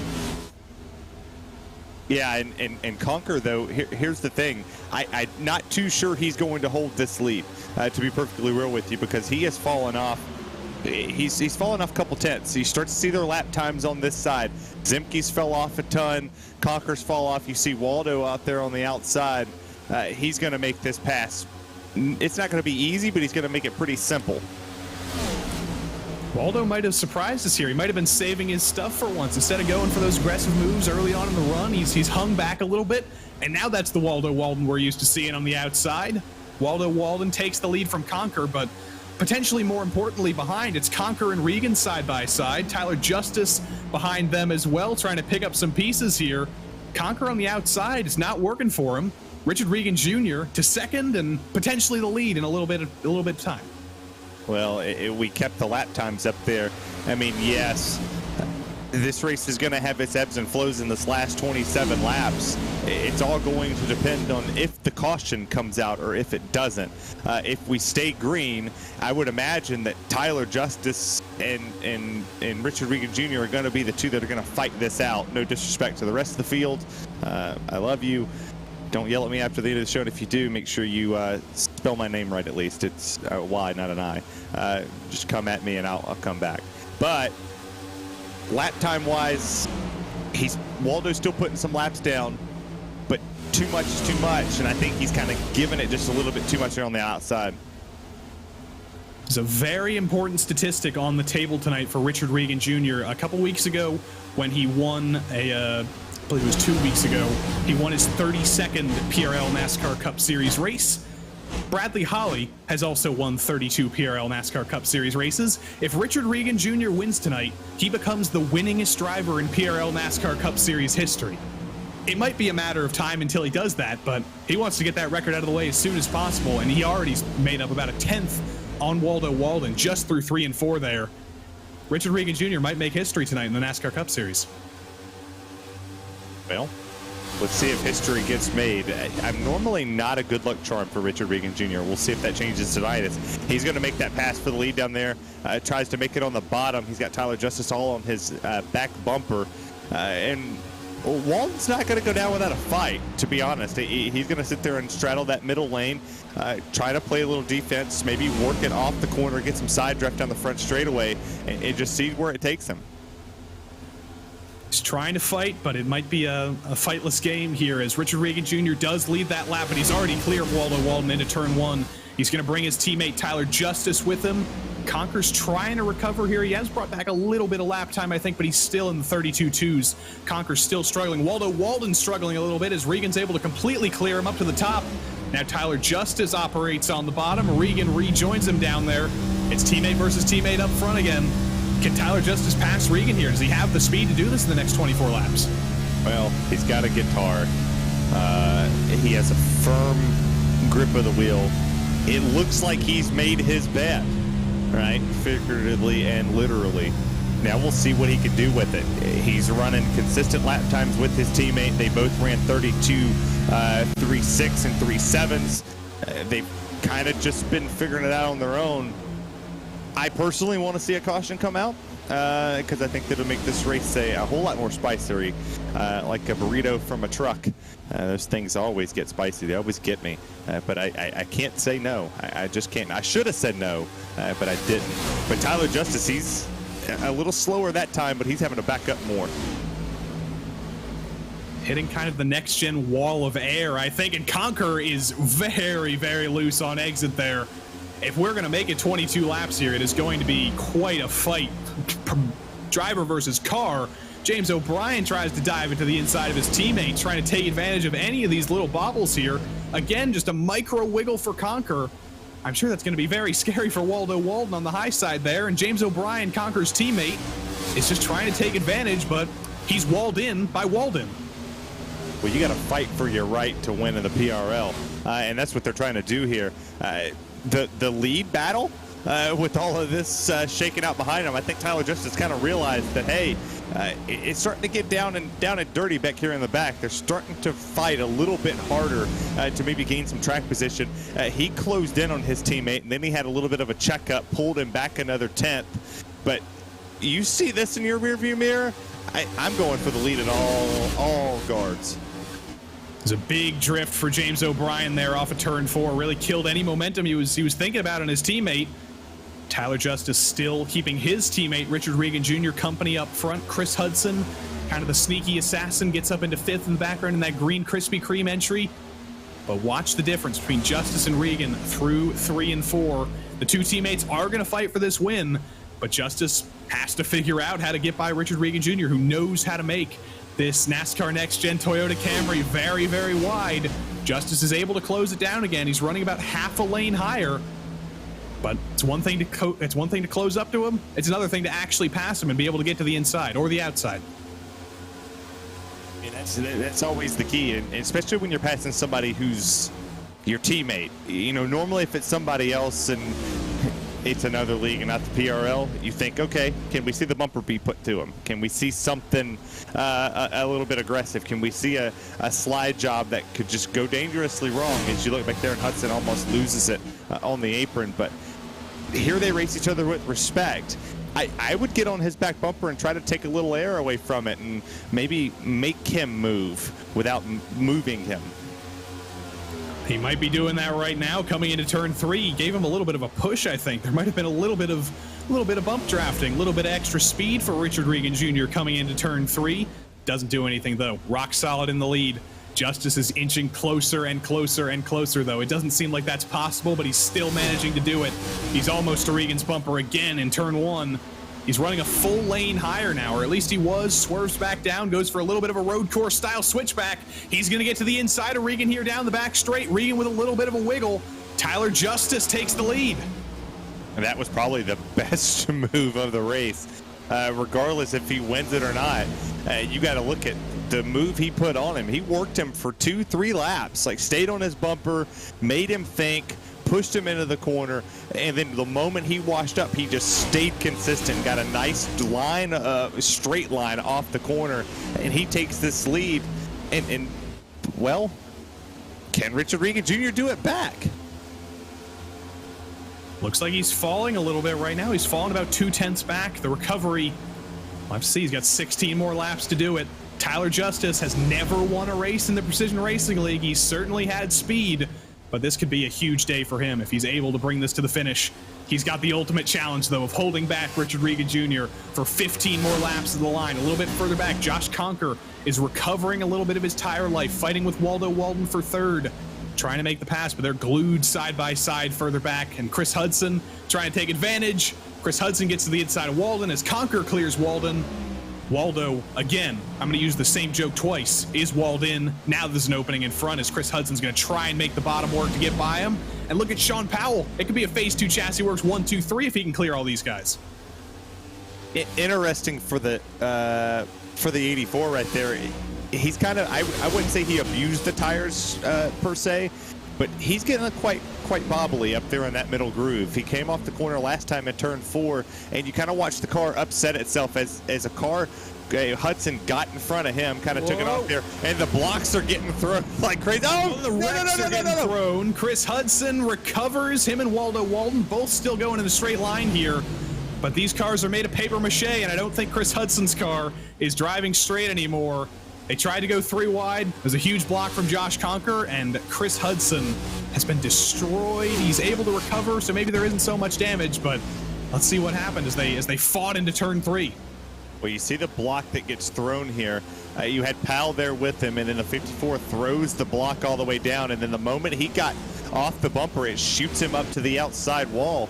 And I'm, no mouth reader or anything, but I'm pretty sure I can't say what he said. He said Boston Cream because he's really supporting his sponsors there. He did get Boston Cream there, though, maybe by his own volition. And look at Richard Regan Jr. back up front here for the fight for the win. He's closed that gap down again. Looks exactly like Justice did when he closed that gap down up to Richard. It's time for offense. 1 win or 0 wins in the Precision Racing League versus 32 wins in the Precision Racing League NASCAR Cup Series. Which one's going to win out here in 12 laps time? Regan's just trying to replicate what Justice did to him, and he's going to get to the inside down the front straight. I had to yawn there for a second. It's kind of like watching the Dallas Cowboys-Eagles game. But yeah, Richard Regan Jr. gets to the bottom. He actually was a little loose, and I'm not too sure if he was going to make that move or if he just was unequivocally put into that move. But he takes the lead back.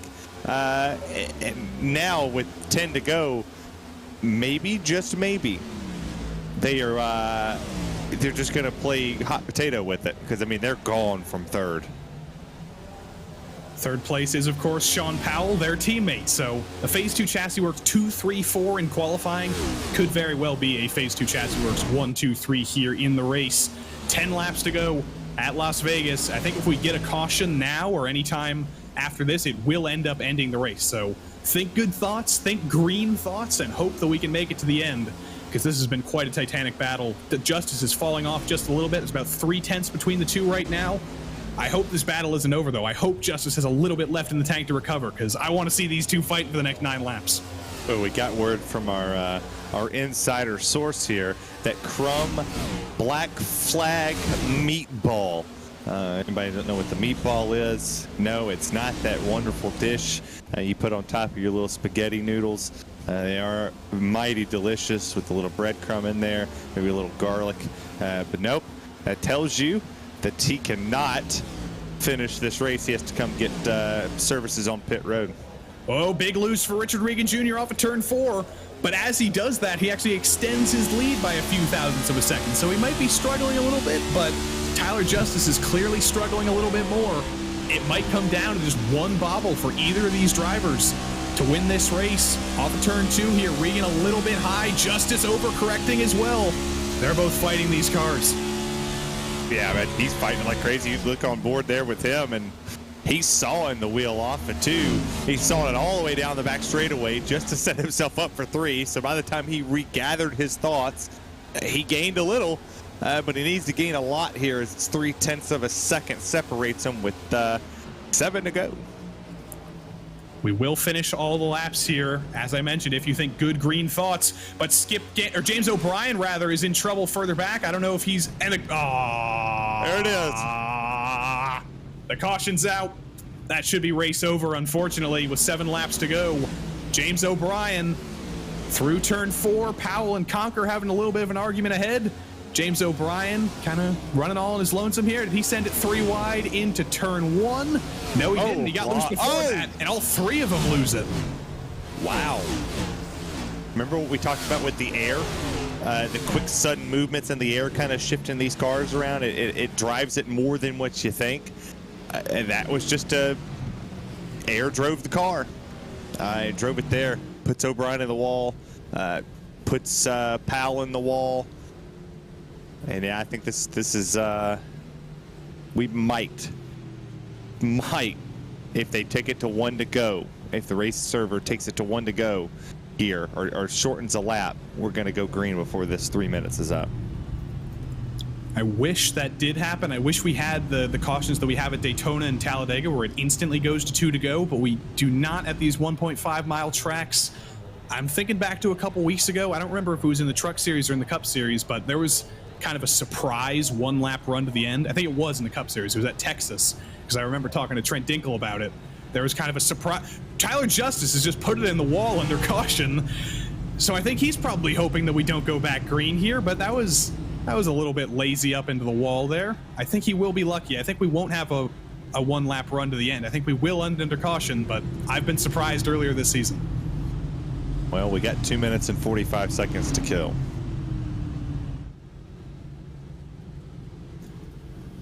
Viva la vida loca Las Vegas. Should have sung that at the beginning instead. Although the combination of all those songs.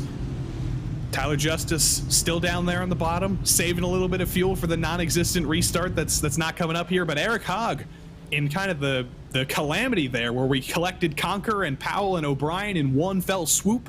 Eric Hogg took advantage, just barely avoided O'Brien as he came down. And Eric Hogg is going to finish third tonight, which is pretty incredible. I think that is probably his best result in the Precision Racing League. I couldn't tell you exactly what his best result is, but either way, great result for Eric Hogg tonight. And he's been a driver who's survived a lot of incidents caused by other drivers. He's done a good job checking up. He's done a good job making it through, and he's going to get a third place for his efforts. Let's we're highlighting drivers. Let's go back to the 99 machine sitting in 8th place. Brandon Walter up 22 positions, and what a run. I mean, it's we haven't really talked about him all race long, and P8 out of this ordeal. Yeah, this race is now over. It takes a minute 30 to get around here. Yeah, we're going to start packing up with about 30 seconds to go, and then I don't think we'll restart. I don't know if the timing works based on the green flag laps, so we might get a one-lap run to the end. It depends on when we get to the line. If we get to the line with less than 30 seconds to go, we will not get a restart. But if we get to the line with like 31, 32 seconds to go, there's a possibility that we might have a one-lap dash to the end. And Josh Conker has gotten a meatball from that wall contact. So if we have a one-lap dash to the end, if my iRacing knowledge is correct, he's going to get sent to the back of the field with a penalty after the checkered flag. Yes, he will. So 23 positions up for the 99 machine. Indeed. We're not going to get there. It takes a minute 31 to get around here. They'll come across that line with probably a second potentially remaining on the clock. So I guess we're looking at the all-time Cup winner. Gonna save that for about another minute until he's coming to the actual line, but we'll watch the iRacing Sedan pace car take the technical white flag here, and we will end this race 2x2 under caution. Not going to be the checkered flag here as the time ticks down to 0. I don't believe white flag under pacing here. But let's talk about Richard Regan Jr., a driver who we always see in the Cup Series, in the Truck Series. He even won a race in the MX-5s here in the Precision Racing League. He's a driver you can never count out. Some of his rivals were eliminated tonight through no fault of their own in Abner Acosta. Trent Dinkle was kind of a fault of his own. Richard Regan Jr. was there to pick up the pieces, and he's about to collect another win, his 33rd in the PRL NASCAR Cup Series. It's mighty impressive, and the crazy part about it is he did this with speed. He did this with strategy in that first call, and now who's necessarily going to step up and stop him? Because he's been kicking butt over there in the Truck Series, and now, you know, maybe I am the good luck charm for him. I come over here and he gets the win. Literally all of his championship rivals in Season 4 here were erased in accidents in this race tonight. So this has been an absolutely perfect day for Richard Regan Jr. Not only is he going to be the winningest Cup driver of all time, he's going to tie Abner Acosta for second place all time in overall PRL wins in all series. But as we navigate through the final corner, we're going to take the green flag here coming to the line, and Richard Regan Jr. gets to have a clean couple of feet to the checkered flag. He crawls to the line, and Richard Regan Jr., with 33 wins, is the winningest driver in PRL NASCAR Cup Series history. He also scores his 48th win overall, ties Abner Acosta for second all-time in wins across all PRL series. Where's the ceiling for Richard Regan Jr.? That's the question, but he's made history tonight, and now he's the chaser. Now the likes of Abner Acosta and a few others are going to try and chase his record down. Well, I think the next ceiling he needs to do is come call a PRL race with us. Maybe. I think we talked to him so much after the races that he might as well be a member of the team. He has a pass. But craziness at Las Vegas, some very low lows, probably a few penalties to be given out, but some very high highs, some great racing, and Richard Regan Jr. just incredible. It's just, you can't describe it as anything else. When this guy wins in the PRL NASCAR Cup Series, it is always an incredible sight. But let's take a look at the finishing results from this race this evening. A lot of stories to talk about, but it was Richard Regan Jr. and Tyler Justice. The biggest stories, Phase 2 Chassis Works 1 and 2. Eric Haag, an incredible third place for him. Josh Conker, thankful that we didn't get the green flag as he's able to finish fourth with his meatball. And Chris Hudson, a quiet day to fifth. Skip Gandy, Robert Besaw Jr., Brandon Walter, Eric Papineau, and Waldo Walden rounded out the top 10. Good playoff day for Skip Gandy, by the way. Josh Daniels finished 11th. Joe Hoggard, Adam Zemke, Lou Christian, Pat Harvey, James O'Brien, Jose Medina, Richard Smith, Byron Johnson rounded out all the drivers on the lead lap. Tom Amasi and Ross Cato went 1 lap down. Steve Loving went 2 laps down. And then we already get into the used car lot. Sean Powell was destroyed with 5 laps to go. Paul Crumry got a meatball. Charles Sumner was on pit road. Hollingsworth, Mike Witt, Bentley Glazer, Mark Kalin's bad luck continues. Charlie Woods and Byron McDonald were taken out. Both private label Team Hype Championship contenders and Abner Acosta and Trent Dinkel were taken out. And Joao Guerra rounds out the 34 car field here tonight. Gonna wait to talk to Richard Regan Jr. I know we will, but he is still doing his victory celebrations here. No surprise.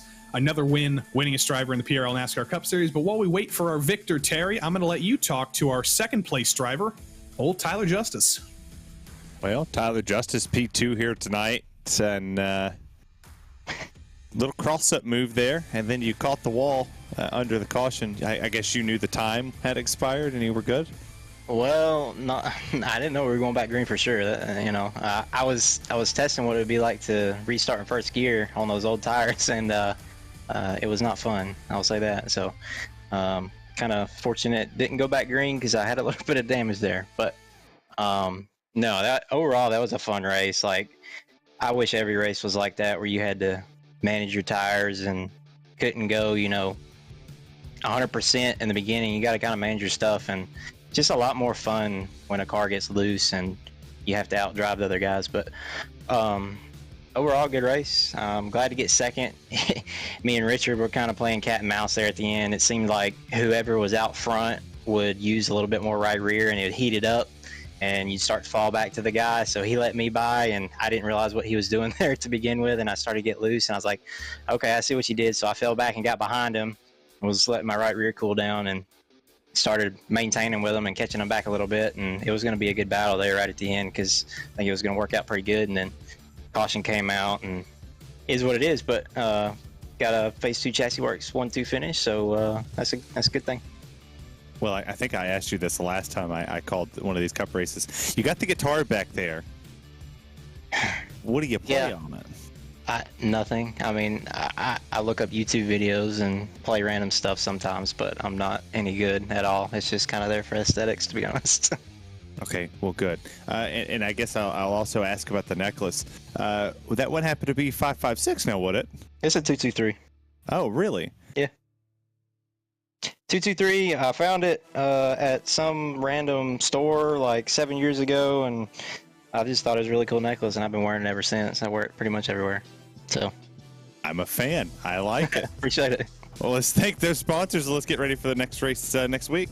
Yeah, I want to give a shout out to Liquid Molly, as always, Gearhead Coffee, everyone at Phase 2 Chassis Works, Sean, Richard, Christian, Mike, everybody over there that helps us out. So big shout out to them, and glad to get a 1-2 finish for us here. And thank you guys for broadcasting, everybody putting on the league, as always. You are welcome. Ladies and gentlemen, that's Tyler Justice, P2, Joey T. It's teammate time. It's your time. The winningest driver in PRL NASCAR Cup Series history. Hail to the Chief. Our victor, Richard Regan Jr., joins us. Richard, win number 33 in PRL NASCAR Cup competition. You're the winningest driver ever in the PRL NASCAR Cup Series. I don't even have a question for you. Just talk about that stat. Stat can always be improved. That's what I got to say to that one. So where's the ceiling? Next up, overall, you've also tied Abner with 48 wins in every PRL series. Next up is old Brad on 115. You've got 70-something wins to go, but you think you could do it? For sure. I know it was before you guys, but back in 2020, I went on a tear in the Cup Series here, and since then, life's been catching up to me a little bit. Haven't had the time to run full time. Mostly, I either had to pick Cup or trucks. Missed a little bit of seasons here and there, over like totally. So definitely getting back in the rhythm here and trying to take that overall. Talk to us about that battle with your teammate, Tyler Justice, coming to the end there. That was quite a battle. We loved watching it. You guys switched back a couple times. What was that like fighting with your teammate for this historic win? Yeah, it was great. He basically told me that he was going to ride with me and save the tires. And, we had all those people on the outside rolling out and killing their right rear off. So we knew in like 15 laps we'd be able to get around them again. So we were just saving the whole time. I did probably one push lap that last run when I got like 2 or 3 tenths on him. But most of that was saving. I did run NIS this week, so I actually for once practiced and learned a lot there. Track was a little different in this race. Didn't seem to be able to roll the entry the way I was doing it in NIS and saving the tire. So after the first run, I kind of learned from that and didn't want to see that first caution. Would have been nice to go green to the end, but hey, I'll still take a P1. We'll talk about the rest of the championship here last but not least. 5 weeks to go tonight. Your championship rivals in Trent and Abner and Mark and Sean and everybody else, they had DNFs. They didn't finish. You were the championship leader coming into this week, and now you have an even stronger championship lead. How are you feeling with 5 weeks to go? Are you going to win this championship and the playoffs too? That's definitely the goal. I'm really starting to get back in my groove here, so starting to figure out this Cup car a little bit. Trent's always fast, but like to give him a run for his money. All right, congrats again on your record tonight, and good luck in extending it in the coming weeks. Thank you. Got to give a shout out to Liquid Molly, Gearhead Coffee, and JC Photography for coming on board in the 2022 season. Spotter and crew chief re-spoke tonight. Awesome calls all night long again. Sean and Tyler, Christian, Mike, Scotty, everyone at Phase 2 Chassis Works, everyone at the PRL, and you guys at RaceSpot. Always a pleasure. Richard Regan Jr., your victor tonight. We got a driver who's going to be very happy as well with you, Terry. 3rd place, Eric Hogg. What a run. And what an interview coming up with Terry. Well, yeah, Eric, what's going on, man? P3? Yeah, I'm as surprised you guys are. Well, I ain't surprised. I get to come up here and call my first race, Cup race of the season with you guys. And first impression I got of you is that you're a baller. You must not have watched last week. I was, I don't know what I was doing last Sunday. I think I was working. That's what I was doing last Sunday. But hey, you have off weeks, you have good weeks. This week was a good week. Let's talk about this P3 finish. You dodged some melee. You get up there, you get a good finish. Momentum for the rest of the season. You got 5 weeks to go. Can we see you win? Maybe. I mean, this is a really tough field. PRL always has a lot of tough competition here. You have to earn every spot with these guys, which is what makes it fun. But yeah, I didn't think a P3 was in the books, and we qualified, I think, 21st or 23rd, but kept chipping away. And for some reason, I just tend to be a magnet for wrecks, and for the most part, tend to miss them. Well, that magnet didn't hit you even on the wreck that shall not be named. The first one, you missed it completely. You were up 20 positions. You were the second. You were tied with the second biggest mover of the race. You just so happened to win the tiebreaker, so you're the second biggest mover of the race because you finished in P3. Thank those sponsors that put this car on the track. Oh, man. I want to thank everyone at Firelight Esports for bringing me on recently. They've been an awesome group to work with. Big Evil Designs, Player One, Coffee Lab, Best Buy, Firelight Records. Also, crew chief Josh helped me through the race, kind of keeping me calm, letting me know what's going on everywhere around me. He's a really crucial part in getting me to the end of a lot of these things.